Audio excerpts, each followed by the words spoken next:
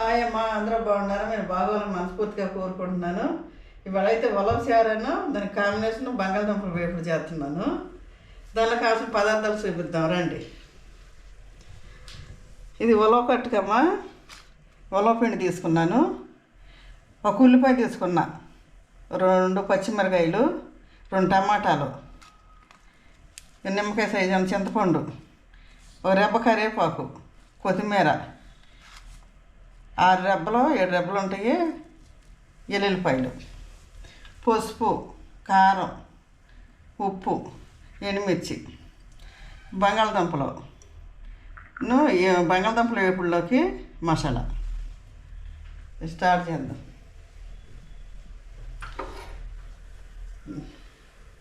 Gas వెలిగించుకుంటున్నాను.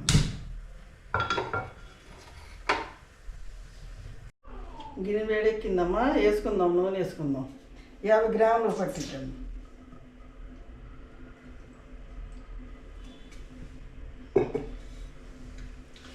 ఇప్పుడు కొంచెం ఈ తాలింపు దినుసులు కదా,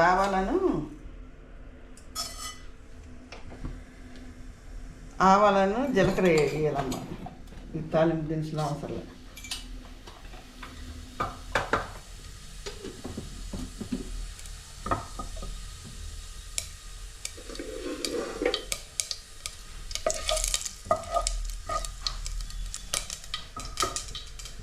ఏగినేమో ఉల్లిపాయలు వేసుకుందాం.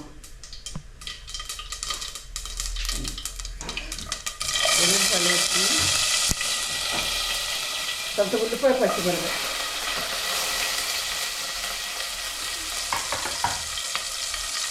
అయ్యో ఎక్కువ వేగవటం లేదమ్మా, కొంచెం వేస్తే తర్వాత టమాటాలు వేసుకుంటే బాగుంటుంది. 2 టమాటాలు,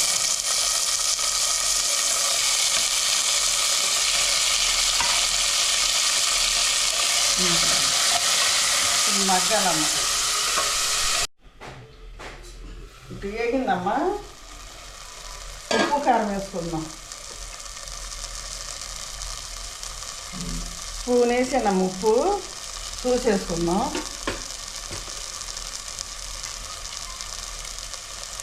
అర స్పూన్ ఏమో పసుపు,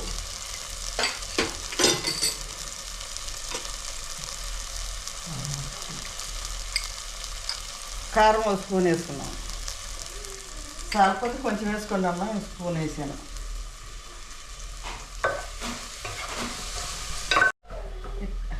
కలుపుకొని నీళ్ళు పోసుకుందాం అమ్మా.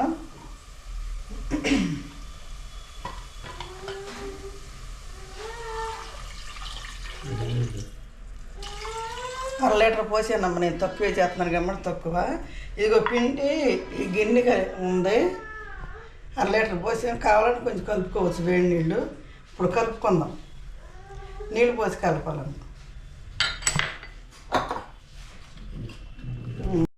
ఇక మరిగినాయమ్మా. ఇప్పుడు చింతపండు పులుసు ఇందాక నిమ్మకాయ సైజు తీసుకున్నా కదా, ఇక పిసికాడ పెట్టాను, అది వేసుకున్నాం. కరివేపాకు ఎప్పుడు నూనెలో అయిందిగా, నేను ఇప్పుడు వేసుకుంటాను. ఇక పావు సేరు ఉంటాయమ్మా, 1 లీటర్ పోసే నీళ్ళు, ఇక పావు సేరు చింతపండు పులుసు, అవన్నీ కలిపితే 1 లీటర్ అవుతాయి.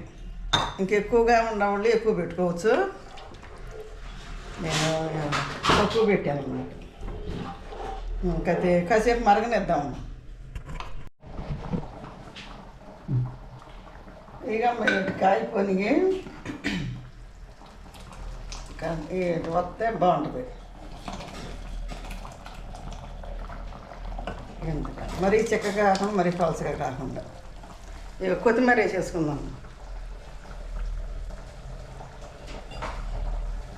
కొత్తిమీర వేసుకుని స్పూన్ వేసాను, ఉప్పు సారలేదు, కొంచెం వేసాను. చూసి ఎవరు ఎంత తింటారో అంత ప్రతి ఉప్పులో మరి జాగ్రత్తగా వేసుకోండి. ఇది పక్కన పెట్టేస్తే ఇప్పుడు పెనం పెట్టుకుని బంగాళదుంపల కూర వండేసాను.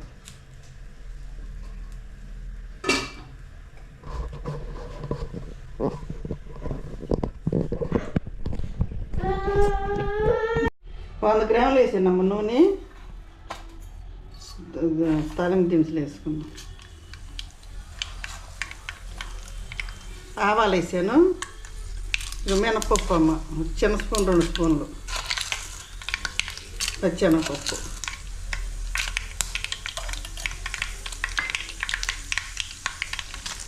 ఎండుమిరకాయలు 2, ఇది జీలకర్ర,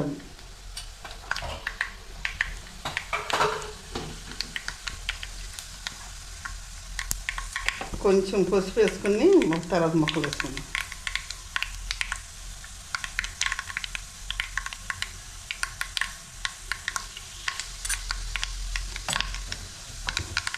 బంగాళదుంప ముక్కలు వేసుకున్నాం. నూనె మట్టి 100 గ్రాములు పోసిన ఎక్కువే పట్టుద్దని.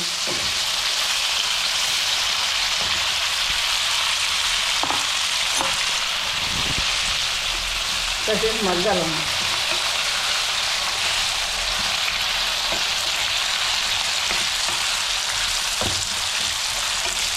బంగాళదుంప బ్రహ్మాండం ఉంటామ్మా. వండుకుంటే ఏ రకమైన వండుకున్నా చాలా రకాలు వండుకోవచ్చు.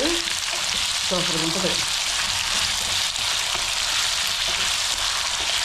అప్పుడు మా అయ్య వాళ్ళ కాలంలో చుట్టాలు వస్తే అప్పుడు బంగాళదుంప కూర అది చాలా గొప్ప.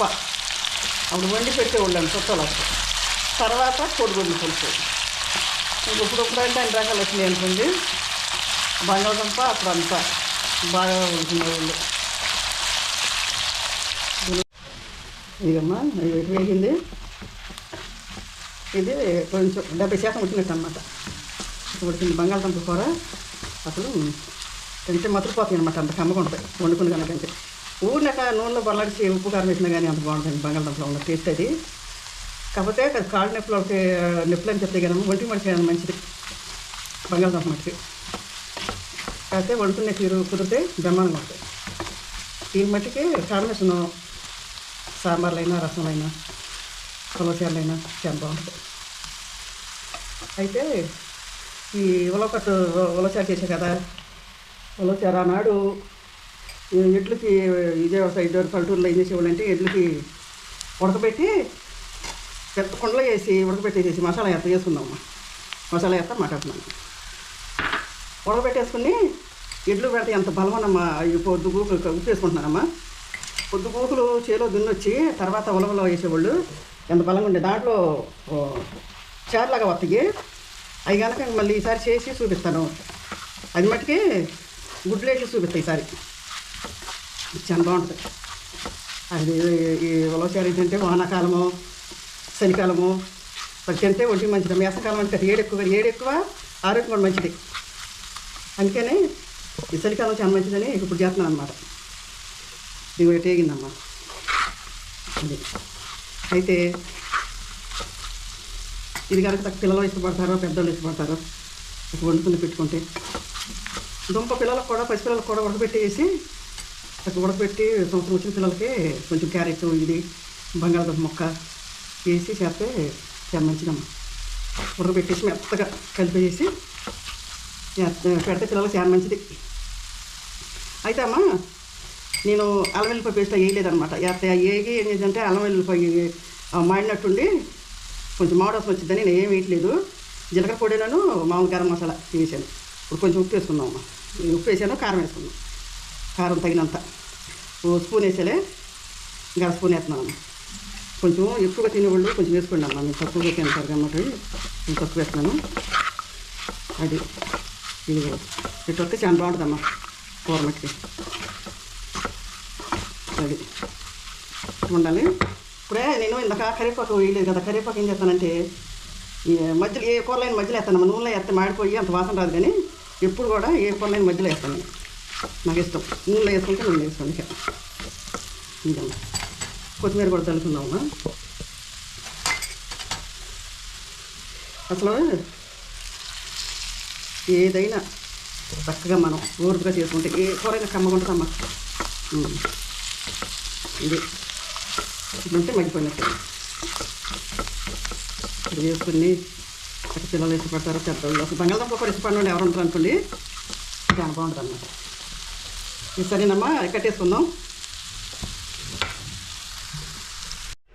ఇదే అమ్మ ఉలవచారు బంగాళదుంపలు ఇప్పుడు కాంబినేషను తింటే సూపర్గా ఉంటుందమ్మా. అది మా మనోడు అంటున్నాడు చారం చూసి, ఉలవ చారం చూసి. ఇప్పుడు పెడతాను, అది ఉక్కు అంట. అంత నచ్చింది, నా మనోడికే నచ్చింది చూసి నా ఉలవ చారం. అమ్మా నచ్చితే లైక్ చేయండి, షేర్ చేయండి, సబ్స్క్రైబ్ చేసుకోండి అమ్మా. బాయ్. నెక్స్ట్ వీడియోలో కలుసుకుందామమ్మా.